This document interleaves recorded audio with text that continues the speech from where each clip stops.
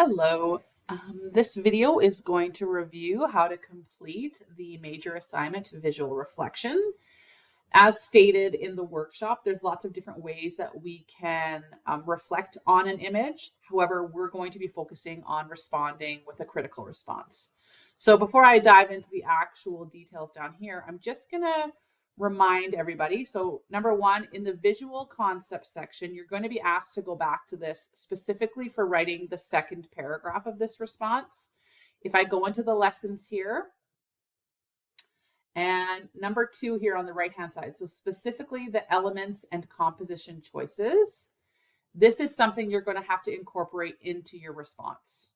Okay, so remind yourself, refresh yourself, revisit these different elements: line, color, shape, form, all of that, and composition, angle, framing, light, because you're going to have to refer back to one of these for that second paragraph.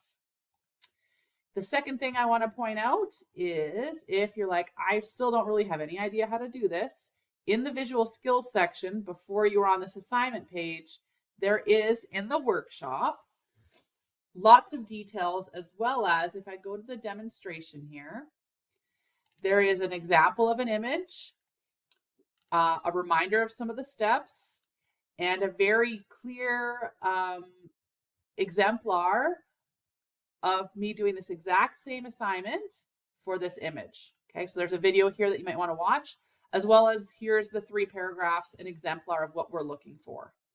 Okay, so let's go back to the assignment. So you're going to choose one of these images here, any one of these 3.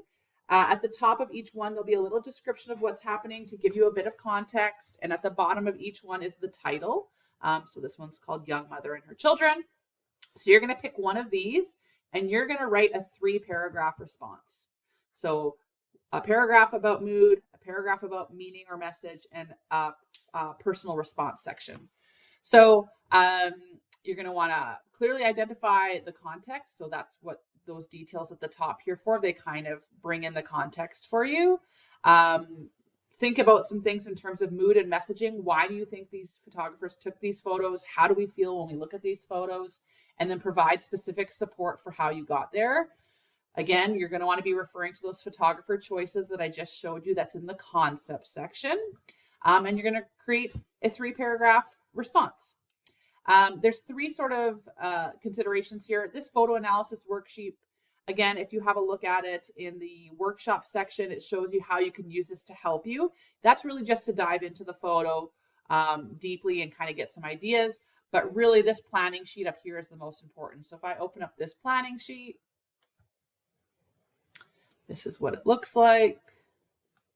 Maybe, there we go.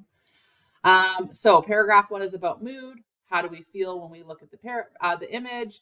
Then specific details I'm going to pull from the image that help support that mood. Paragraph 2 is about meaning or message. This is where I'm bringing in those photographer choices like line, color, framing, angle, whatever ones you think are being specifically used to help create that message. And then paragraph 3 is that evaluation. So either you can have more of an evaluation here, a personal connection. So there's lots of things you can do here. You don't have to do all of these things. You can just pick one or the other. So you're going to create that. Again, if you need a reminder on how to do that, go back to the workshop. There's a really good example there. And then at the bottom here, of course, is how you're going to be graded. So that's what we're looking for in this assignment. There's lots of resources here for you to use. And as always, if you ever have any questions or need any support, you can reach out to an instructor.